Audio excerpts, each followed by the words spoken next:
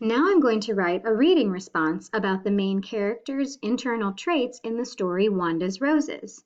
When I do this, I'll need to be sure to start my reading response with a tag, the title, the author, and the genre. I'll then need to identify the main character, find examples of that character's words and actions throughout the text that show what they're like on the inside.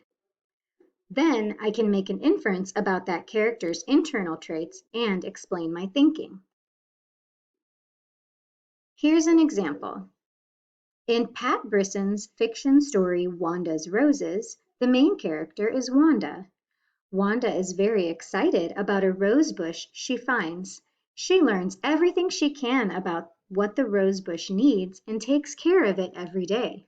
Even though her neighbors tell her they don't think it will grow roses, she tells them, "Just you wait. Pretty soon this whole lot will be filled with roses." I can infer that Wanda is determined because she never stops taking care of the rosebush even when no flowers bloom. I can also infer that Wanda is hopeful because she stays positive when her friends and neighbors worry that she might get disappointed.